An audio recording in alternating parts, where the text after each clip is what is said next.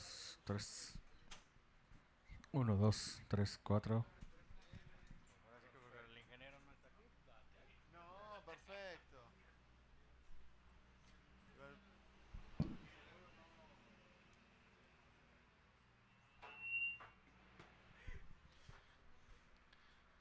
Hola, hola, hola. ¿Qué onda? ¿Me escuchan? ¿Me escuchan bien? ¿Allá al fondo? Buenísimo, perfecto. Bueno, mil gracias por estar acá. Voy a arrancar despacito.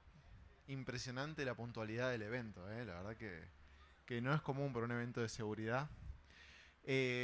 Bueno, va, primero que nada... hola, hola, hola. Hola, hola, hola. Ahí está. Soy Santi. Hoy les voy a hablar sobre una técnica bastante avanzada de cómo bypassear todos los mecanismos de detección de AWS para implantar un backdoor, básicamente. En el caso de la demo que les voy a mostrar yo, voy a usar un Remote Access. Más que nada porque es lo más ruidoso que podemos hacer. Esta técnica sirve para implementar cualquier tipo de malware que ustedes quieran, así que es para fines didácticos, no lo usen.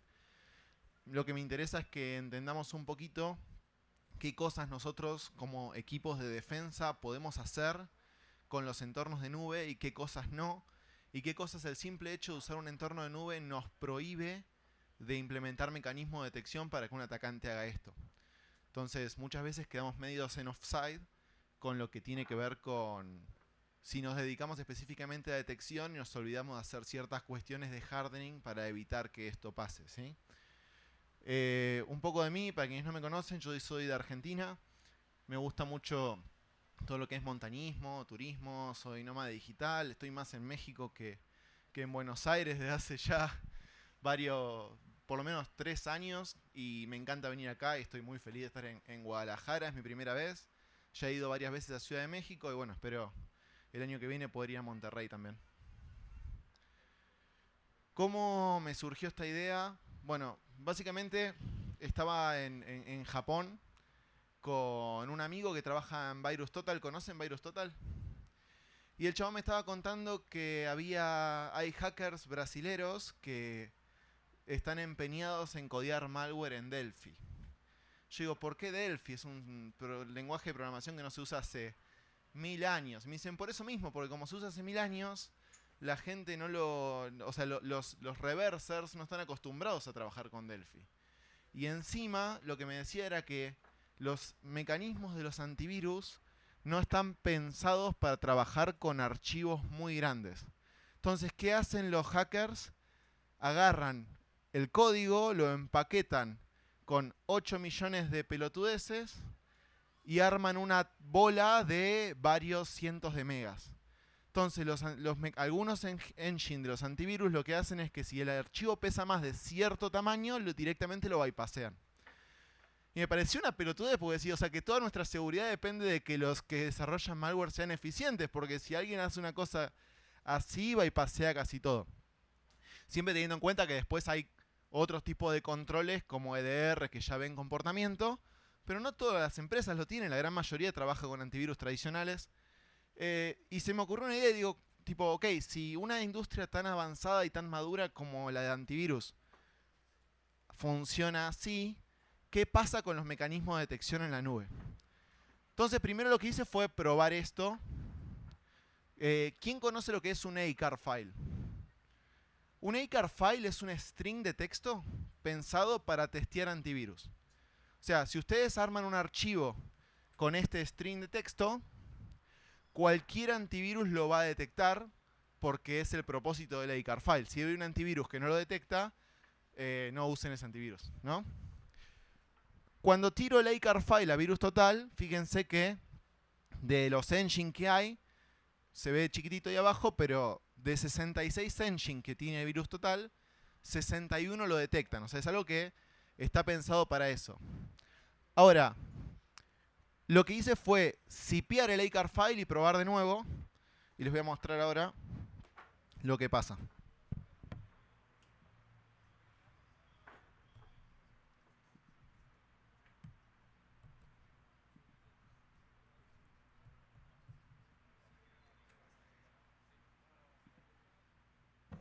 Acá estoy entrando a VirusTotal y voy a elegir un archivo que yo acá tengo ya el ACAR file zipeado, ¿no? Entonces, fíjense que de los 66 engine, 61 encontraban el ACAR file y 55 encuentran el ACAR file zipeado. O sea, ya hay 6 engine de antivirus que fueron bypaseados por el simple hecho de zipear este archivo que es 100% malicioso. O sea, ni siquiera es un malware que está pensado para camuflarse. Es algo que está gritando a todos lados que soy malware. Esto en una industria súper avanzada. Entonces, lo que hice yo fue empezar a trabajar con componentes de la nube. Primero que nada, probé dockerizarlo. Entonces, armé un archivo, un Dockerfile con solamente el ACAR file y lo subí a Docker Hub. Y básicamente funcionó. No hubo ningún mecanismo de detección desde el punto de vista de Docker Hub que identificara que eso era un malware. No hay ningún escaneo de vulnerabilidades ni nada que se haga sobre los archivos de Docker que identifiquen que eso sea malicioso. Entonces, de movida yo decía, bueno, entonces cualquiera puede subir un Dockerfile a Docker Hub con malware, que lo hacen, y nadie lo va a detectar. Entonces,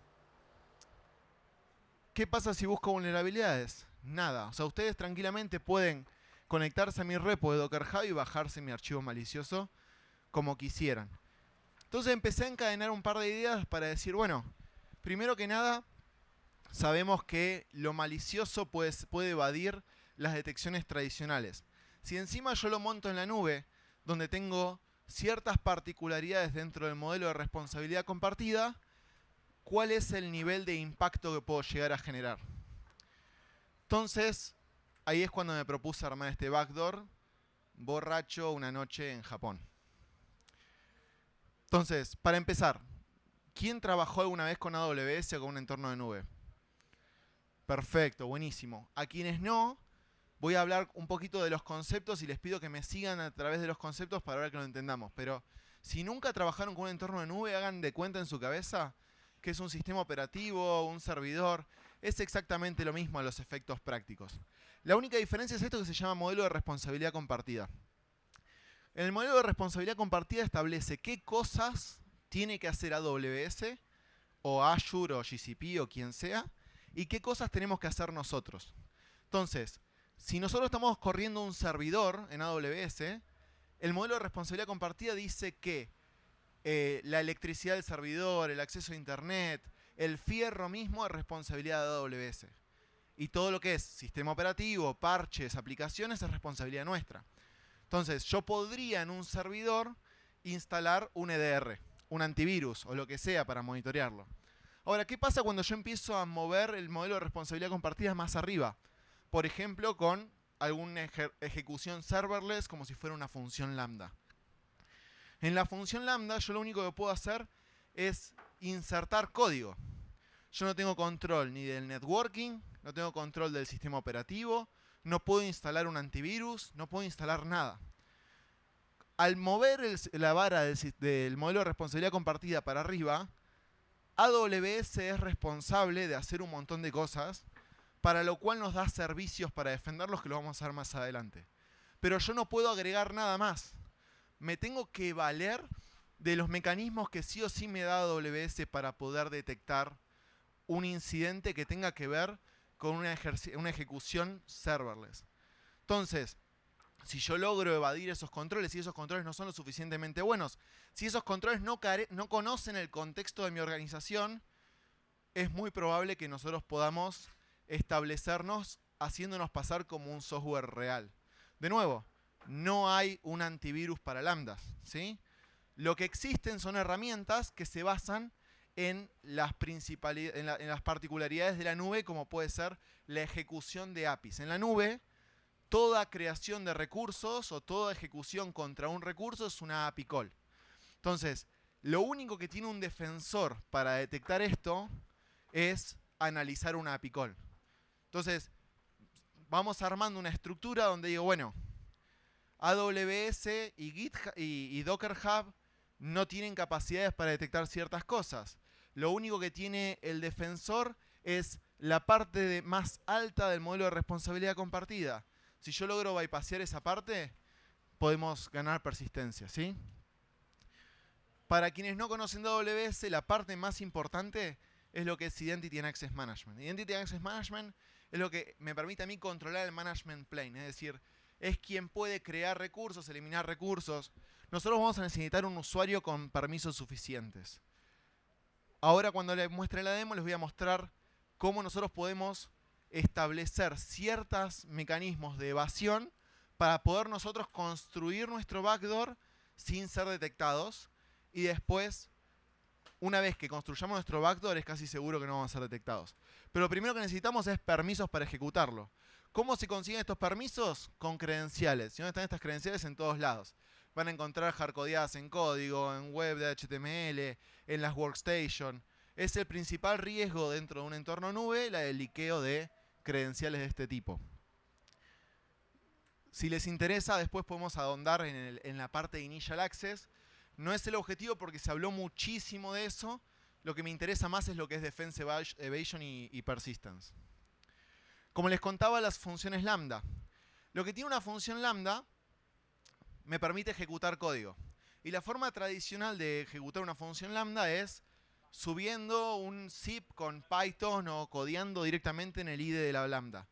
Lo que me permite la función lambda también es subir una container image. Entonces, yo puedo agregar una capa extra de disimulo o de evasión si en vez de subir el código subo una imagen de Docker en una arquitectura que no sea conocida. Por ejemplo, en el CTF de la ECO, donde los hice sufrir, les subí una Docker image en ARM, por ejemplo. Y si vos, como analista, te bajás esa imagen y no sabés cómo ejecutar esa imagen en una arquitectura que es diferente a tu workstation, no va a correr. Tenés que pasarle los flags acordes. Y cada capa que nosotros agreguemos para que el analista de defensa sufra un poquito más, lo tenemos que hacer. Entonces, imagínense, ya con el diario del lunes es difícil, porque yo les muestro que tenemos una lambda, bajás una Docker image, está en una arquitectura distinta, nos agrega un montón de defensas a nuestro favor, sin contar después todo lo que podemos hacer con el código en sí. Para poder correr con una Docker image, nosotros tenemos que usar un repositorio de SR. Esto lo que nos permite a nosotros es guardar la imagen. Tranquilamente podemos usar un repositorio creado por nosotros o podemos usar un repositorio ya existente si la empresa a la que nosotros comprometemos o la que estamos haciendo el pentesting o el ejercicio de red teaming usa esto para su normal desenvolvimiento. Lo que me interesa que se lleven de esto es que son todas herramientas que son parte del ciclo de vida de desarrollo de software en un entorno de nube. Entonces, la creación de esos recursos no suelen estar asociadas a mecanismos de detección, porque nadie va a estar monitoreando o nadie monitorea si se crea una lambda, si ellos usan lambda para correr código. O nadie monitorea si se crea un repositorio, si ellos usan repositorios de SR para guardar imágenes. Entonces, estamos usando técnicas que están muy asociadas al normal desenvolvimiento de la industria. Entonces no estamos haciendo nada raro, entre comillas. Y por último vamos a exponerlo con algo que se llama API Gateway.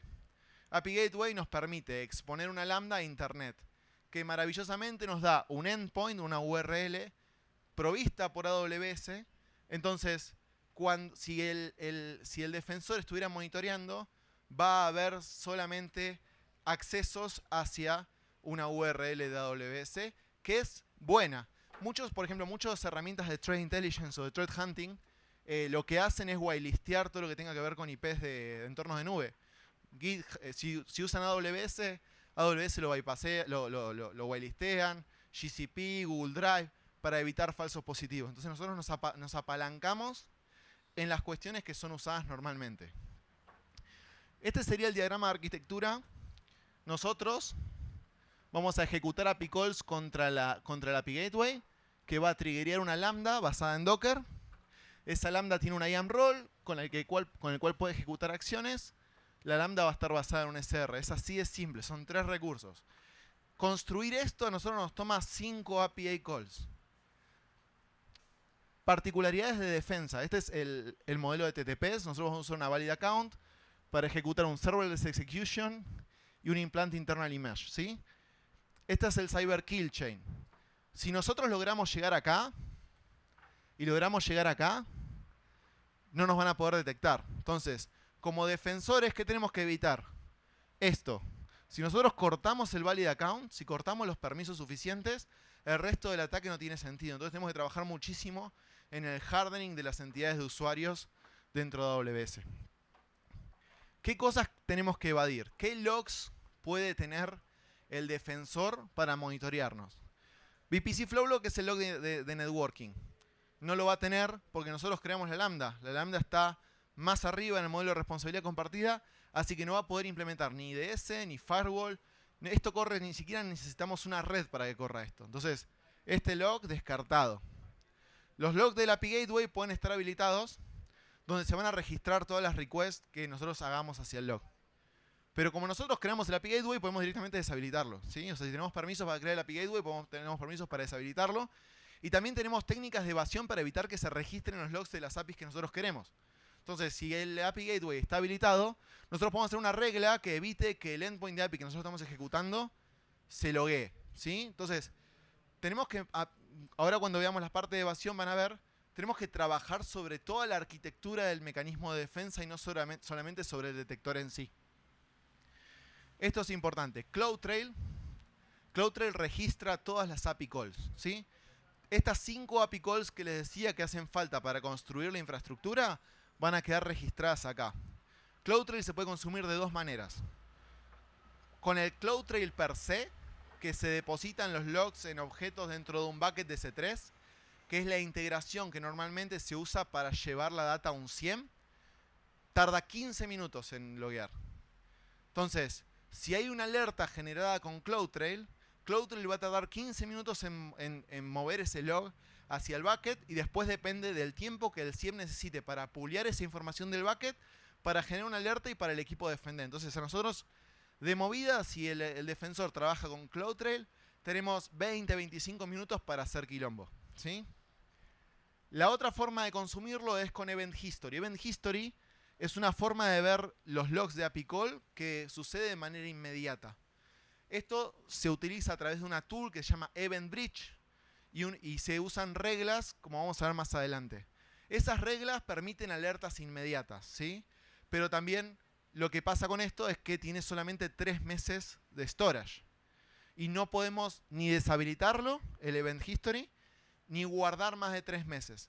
Entonces, si yo conozco que el equipo, que la empresa tiene herramientas defensivas implementadas basándose en esto, tranquilamente lo que nosotros podemos hacer es apuntar una long persistence.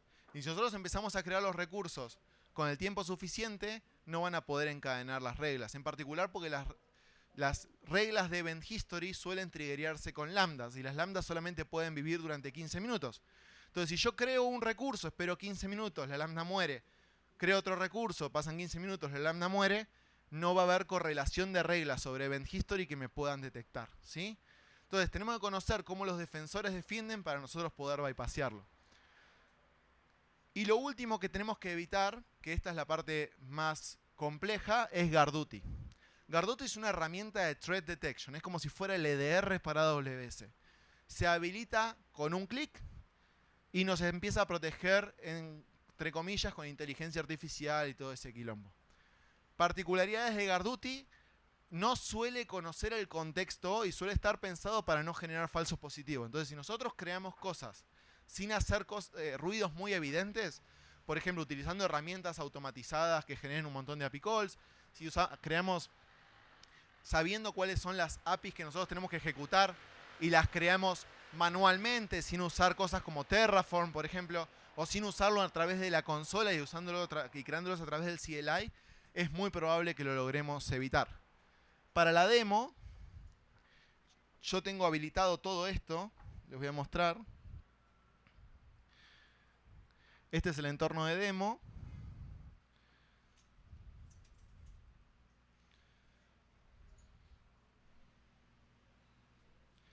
Yo tengo habilitado GuardDuty. ¿Sí? Y a su vez, fíjense que tengo un par de findings acá. de pruebas que estuve haciendo. Y a su vez tengo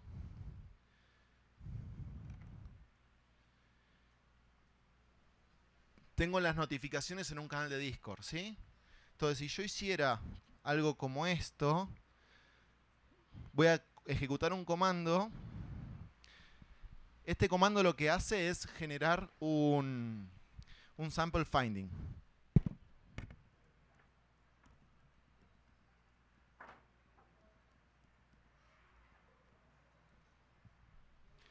Fíjense, acá voy a crear un sample finding, voy a cambiar el tipo de finding.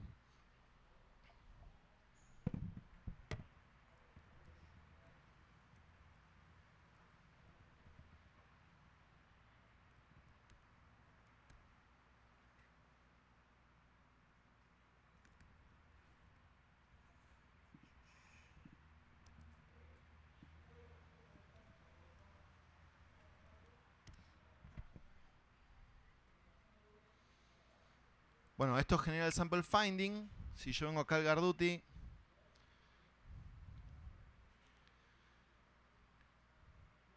y las demos en vivo funcionan. Fíjense que tengo un tercer finding, es decir que el Garduti está funcionando. Yo forcé la generación de una detección y esto en algún momento va a llegar la notificación. Yo voy a seguir con la presentación y después, si la demo funcionó, les voy a mostrar la notificación, porque para que ustedes también vean la demora que hay entre toda la arquitectura de detección, entre que yo genero adrede un finding y la notificación llega al canal de Discord y después que el equipo de detección lo mire, ¿no? Igual debería ser bastante rápido, no debería demorar mucho.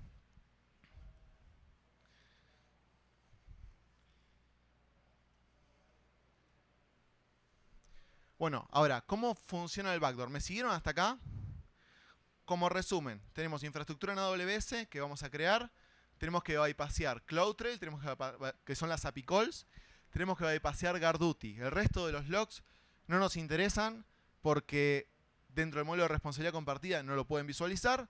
Y tenemos que construir un pedazo de código que ejecutado dentro de un container de Docker lo podamos correr con una lambda para que triggeree todo lo que nosotros queremos hacer.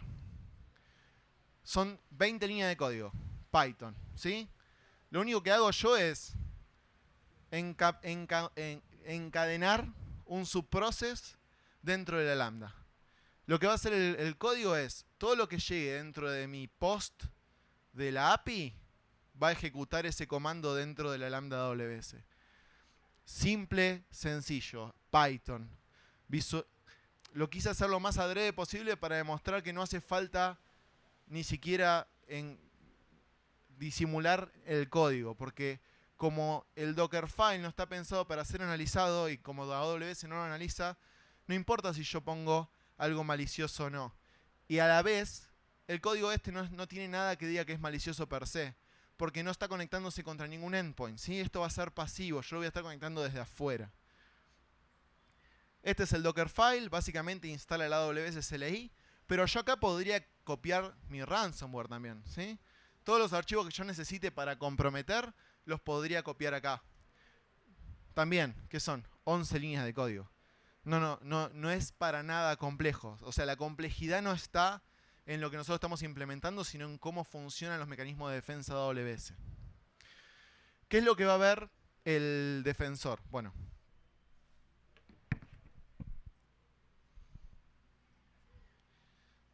A ver si llegó la notificación. Bueno, la integración con Garduti funciona así. Yo acá tengo Garduti habilitado y mientras se los explico lo voy a debuguear. Garduti, para generar este finding, imagínense que ustedes pueden tener un entorno con 100, 200 cuentas de AWS tranquilamente. Entonces ustedes no pueden estar viendo este dashboard para 200 cuentas. Aparte, que en AWS existe una cosa que se llama la regionalidad. Es decir que, si yo acá tengo Garduti habilitado, lo tengo habilitado ahí arriba, no se ve por la resolución, pero dice que es norte de Virginia. Si yo acá me muevo a Ohio, por ejemplo, que es otra región, van a ver que Garduti no va a estar habilitado.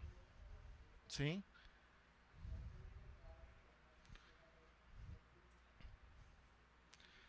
¿Qué quiere decir esto? Que si yo puedo identificar la infraestructura del defensor y veo que trabaja en Virginia, es muy poco probable que implementen todos los mecanismos de detección en todas las regiones. Entonces, yo construyendo mi backdoor en Ohio, ya me olvido de bypassear Guard Duty porque no está, ¿sí? Y AWS tiene 80 millones de regiones. Entonces, ¿qué es lo que el defensor debería hacer? Fíjense, toda esa es la lista de regiones donde yo puedo trabajar. El defensor debería activamente bloquear el uso de regiones en las que no estoy trabajando. Si no lo hizo, todo esto es terreno virgen. Lo que sí va a haber es Event History, ¿sí? Pero de nuevo, cuando yo quiero notificar, es decir, no me importa solamente el evento en el panel de control. A mí lo que me importa es la notificación. Entonces, yo lo que tengo que hacer es integrar Guard Duty con algo que se llama CloudWatch Rule. Las CloudWatch Rule usan el Event Bridge con ciertas reglas para encauzar esos eventos hacia donde yo quiero. Por ejemplo, una función lambda, ¿sí? Entonces, cuando Guard Duty detecta un evento, va a existir esta regla y la regla va a procesar ese bus y va a notificar a la función lambda, ¿sí?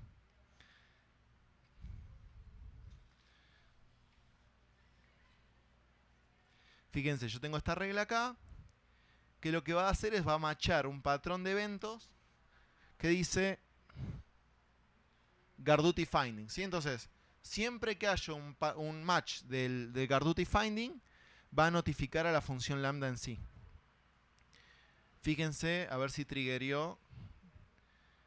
Fíjense que acá tenemos el trigger de lo que yo acabo de ejecutar, ¿sí? Entonces, ¿qué significa esto? Esto va a comunicar a un target que es la función lambda. La función lambda va a hacer algo de código y va a generar la notificación a Discord, por ejemplo. Entonces, si yo conozco todas estas partes, entiendo cuál es el punto débil. ¿Por qué?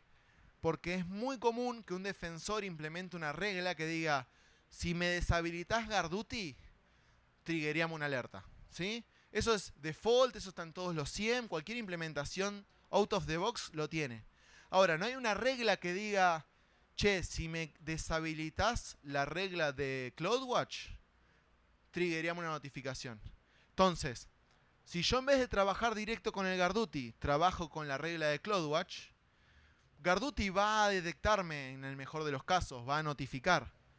Pero la notificación no va a llegar a ningún lado porque yo trabajé sobre la regla de CloudWatch. Y las modificaciones de la regla de CloudWatch son parte del normal desenvolvimiento de una empresa. Entonces, si un defensor crea una regla que dice, che, si me updateas una regla de CloudWatch, triggeríamos una detección, se van a llenar de falsos positivos. Entonces, podemos trabajar sobre otros componentes. ¿Qué otros componentes podemos trabajar? Sobre la lambda en sí. Si la lambda la hizo un ingeniero de seguridad, que es más seguridad que ingeniero, seguramente se vea de esta manera copiada de ChatGPT. ¿Sí? Código. ¿Sí? ¿Qué hace? Se ve chiquitito ahí, lo voy a zoomear. Fíjense que acá dice Discord Webhook URL, ¿sí?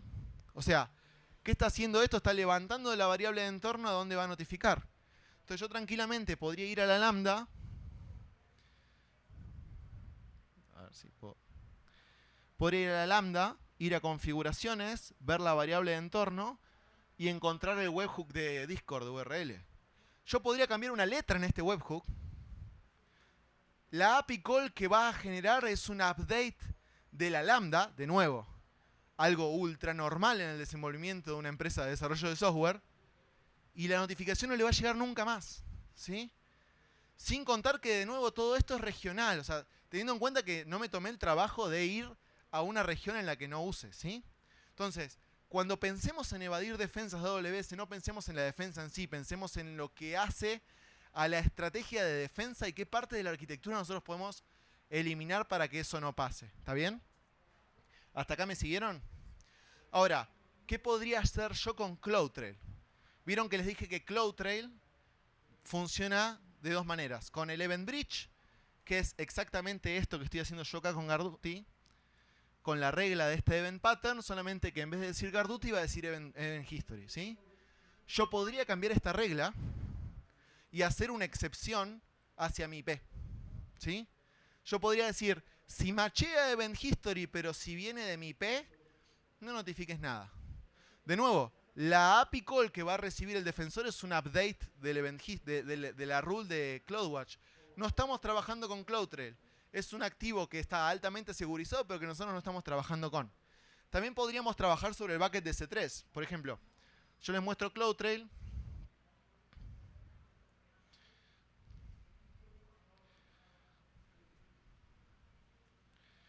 CloudTrail va a mostrar diferentes trails que están asociados a un bucket de C3.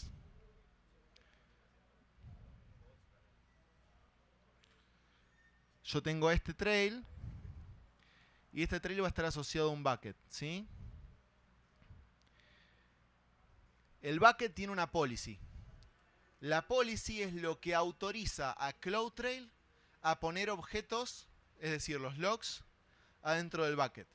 Y esa misma policy es la que autoriza al SIEM a levantar data de ahí. Entonces yo lo que puedo hacer con el bucket es agarrar la policy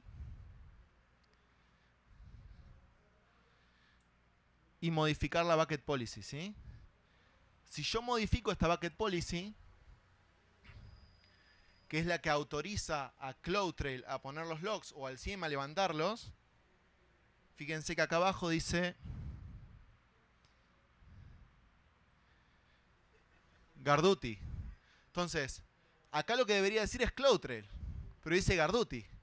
Ahora, les deseo suerte debugueando este JSON, ¿sí? Porque si yo voy a...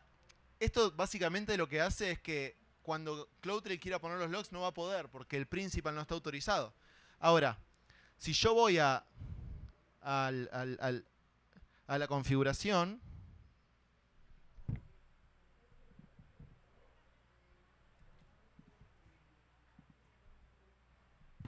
fíjense que dice que está logueando. Pero si yo voy al log, no va a estar logueando nada. ¿Está bien? Entonces, de nuevo, no trabajamos con CloudTrail, trabajamos con la estructura que soporta a CloudTrail. Ahora bien, ¿qué otras cosas puedo hacer si yo quiero ser un poquito más macabro? guardDuty tiene una cosa hermosa que se llama Suppression Rules. ¿Escucharon hablar de las Suppression Rules en guardDuty?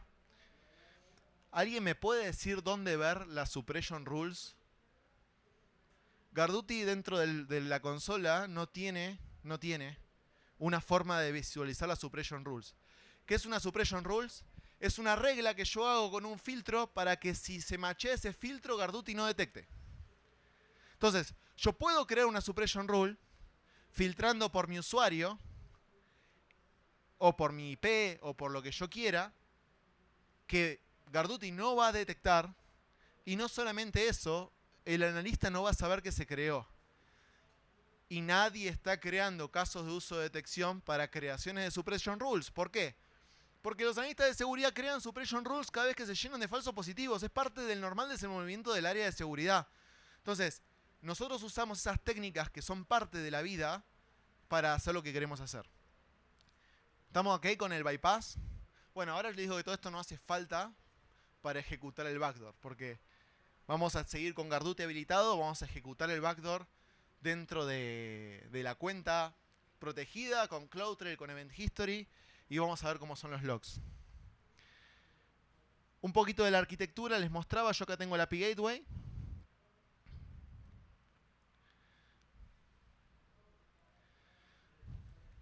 En el API Gateway vamos a ver la URL.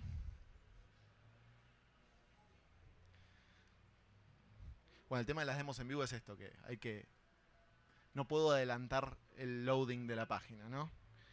Pero básicamente nosotros acá vamos a tener la URL, tengo la API, ¿sí? Y fíjense que yo acá tengo simplemente un post donde puedo hacer, si voy a las stages, voy a ver el URL sobre el cual puedo ejecutar la API call, ¿sí? Fíjense, acá tengo el post. Entonces yo lo único que tengo que hacer es este post. La API ya está creada, es API lambda, lo que les mostraba. Entonces yo básicamente voy a venir acá a Postman. Y yo acá tengo algunas API calls ya listas, ¿sí? Vamos a hacer un zoom in.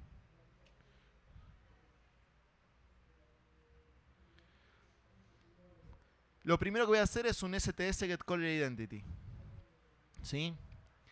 ¿Qué es esto? Esto es un whoami. Esto me va a decir quién soy yo. ¿Sí? Esta es una API call que yo estoy ejecutando desde acá, desde la internet de mi celular, hacia el endpoint que está corriendo en AWS, construido y que bypassó las defensas como les mostraba. ¿Sí? Si esto funciona, esto está corriendo en vivo, fíjense que me va a decir un 200 y me dice, vos sos el rol malware test. ¿Sí? Me dice quién soy. Si yo voy a ver el log, que esta es la parte más importante de por qué lo tenemos que hacer así. Si yo voy a ver un log, de nuevo, no hay log de networking, solamente hay log de API call. Si yo voy a los logs y voy al event history, primero todavía, bueno, de Garduti no tengo novedades. Y si voy al CloudTrail, sigo teniendo los mismos 3 eventos que son sample que les mostraba. Y si voy al CloudTrail, que esto es lo más importante porque no nos detectan, y filtro por username,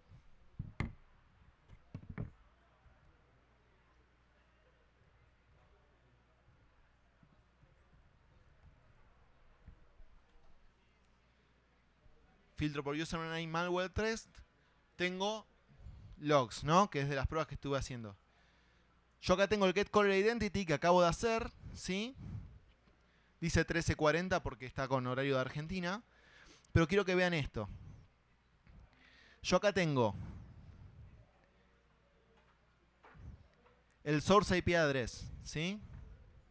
El source IP address dice 44.261 Sarasa. Si yo voy a ver cuál es mi IP address,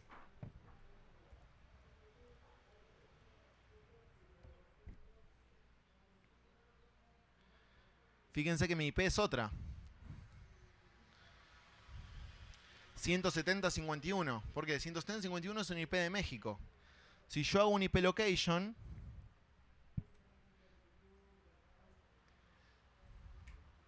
de este IP address,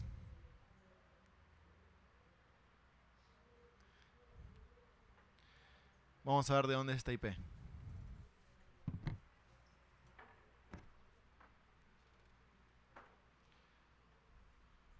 ¿Qué dice?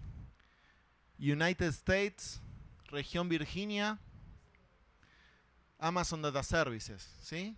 ¿Por qué? Porque la ejecución de la API call la hace la lambda. Entonces, como yo trabajo con el API Gateway no loguea, el API Gateway redirecciona a la lambda ejecuta. La lambda vive por esa ejecución. Entonces, cada ejecución va a venir de una IP distinta. Entonces, si yo soy un incident responder y estoy tratando de armar una línea, me voy a volver boludo, porque aparte puedo empezar a trabajar desde todas las técnicas de evasión, las puedo hacer desde acá. Entonces, ustedes cuando empiecen a hacer un filtrado grosero de IPs, lo primero que van a hacer es descartamos las IPs de Amazon. Listo, ok, mis API calls las descartaste, ¿sí? Descartamos las IPs que no sean de usuarios. Esto no es un usuario, es un rol, ¿sí? O sea, cuando ustedes vayan a hacer el análisis del triage, van a ir a buscar usuarios de IAM. Y esto no es un usuario de IAM, es un rol. La búsqueda que hice yo, la hice porque conozco desde dónde la ejecuté. Esta búsqueda de event history, ¿sí? Que yo la hice con el usuario malware test. Malware test es el nombre que se le da a cómo yo instancio el rol. Si vamos acá abajo, fíjense que acá dice assume role, ¿sí? Malware test role, Sarasa / malware test, ¿sí? Ahí abajo. La API call queda guardada como malware test. Pero el rol en AWS existe como malware test role. Entonces, si el rol en vez de llamarse malware test role, llamara GitHub, vos no vas a encontrar nunca el log por GitHub. Lo vas a encontrar por como yo lo instancio. Y yo solamente, el único que sabe cómo lo instancio soy yo. ¿Sí? No está dentro del management plane de IAM. Entonces, los defensores cada vez tienen menos información para moverse. ¿Qué otras cosas podríamos hacer? Bueno, yo podría hacer algo más básico de numeración, como un AWS S3LS, ¿sí? Esto me enumera los buckets S3. Esto es lo primero que hace un atacante para saber qué es lo que hay en la cuenta. Ahora, S3 es un endpoint, es un recurso entre comillas global, ¿sí? Yo voy a ver, fíjense, acá estoy viendo los buckets S3. Ahora, si yo hago AWS S3LS, esa API call va a quedar registrada en North Virginia, ¿sí? Pero como es un endpoint global, yo podría hacer un AWS S3LS. A ver si puedo bajar esto. Y darle un...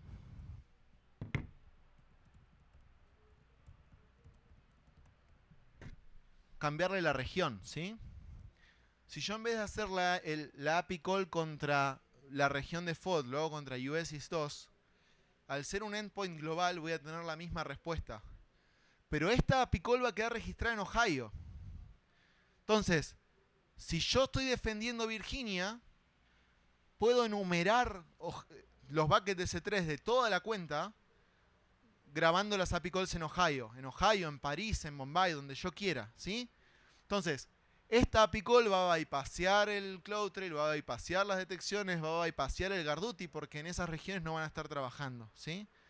Entonces, no solamente tenemos que trabajar sobre los mecanismos de detección, sino cómo la estructura de detección funciona. ¿Qué otras cosas podemos hacer? Yo podría camuflarme un poco más y asumir un rol, ¿sí? Yo desde mi lambda podría ejecutar un assume role a un rol en otra cuenta, ¿sí?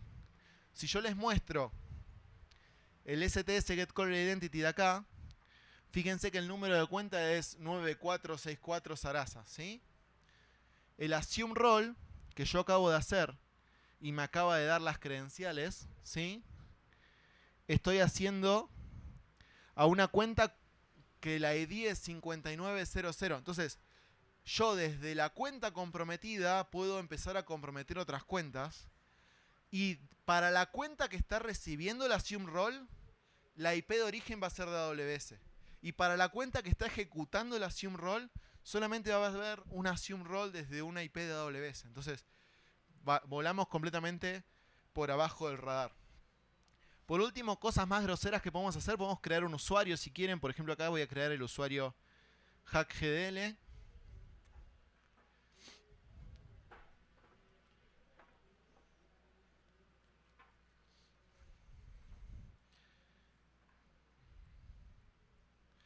Si yo vengo acá a IAM y vemos los usuarios,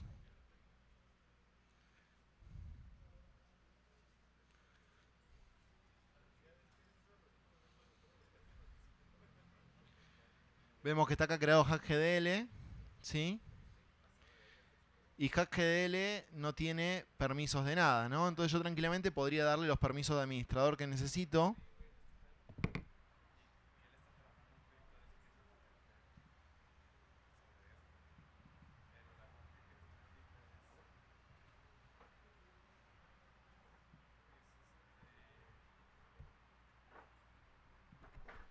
Yo acá le agrego la policy de admin. De nuevo, esto es algo súper grosero como para que Guardduty nos detecte, ¿no? Si nos fuera a detectar. Y una vez que tengo la policy de admin, le podría crear un login profile y conectarme a la consola desde el usuario hackgdl. Ahí tuvimos el 200, entonces si nosotros ahora reworkeamos la página, vamos a ver que tiene los permisos de admin.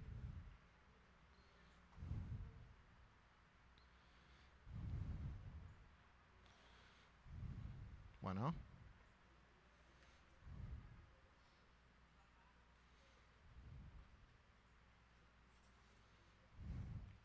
Ahí está el Administrator Access.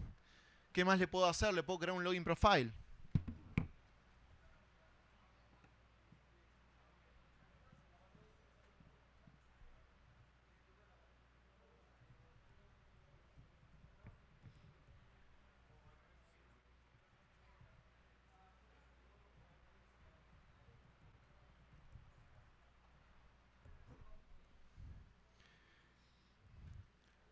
Si yo le paso el password, le puedo crear un login profile. Y desde acá me podría, y si funciona y las demos en vivo funcionan, que hasta ahora me viene yendo bastante bien, ¿eh? La verdad que no le tenía fe al internet.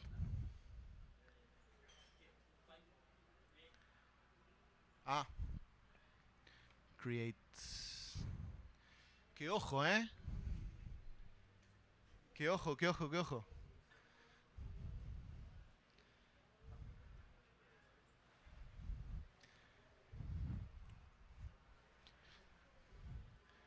Ahí tengo el 200. Y lo que puedo hacer yo ahora sería ir y loguearme de la consola con el nuevo perfil.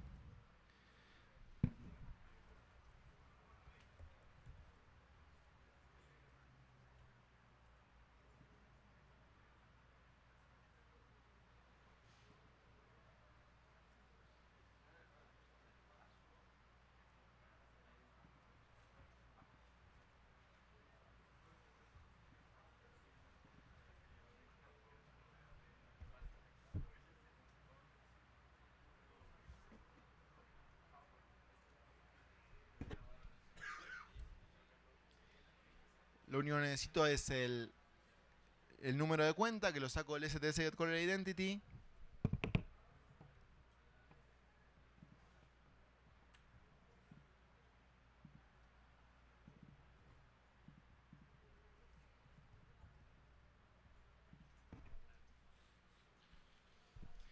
Y si salió bien, tengo un usuario logueado que lo creé completamente desde la lambda, ¿sí? Si yo voy a ver los logs,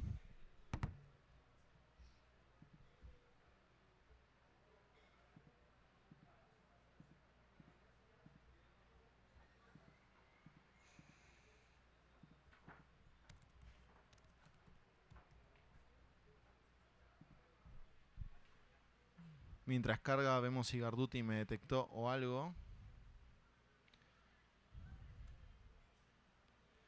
Seguimos sin novedades en el frente. Y yo voy al Event History y vuelvo a filtrar por el username.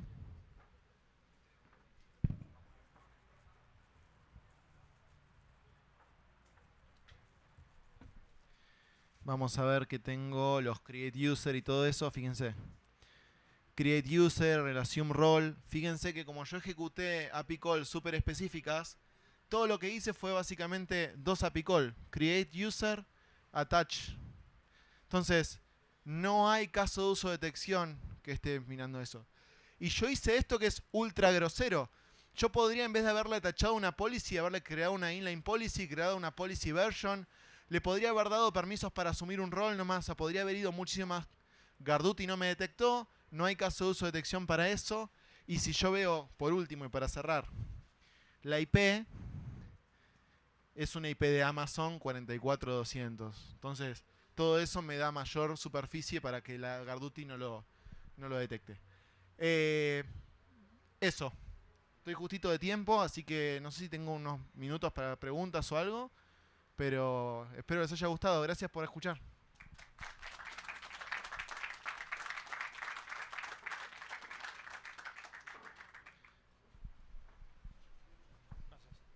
Muy padre la presentación. Te quería preguntar, como atacante, ¿qué tanto debes de conocer o qué tanta información deberías de tener para poder efectuar medium pasos, ¿no? Porque si al final el número de cuenta que ya lo tenías, o cómo sería más bien la...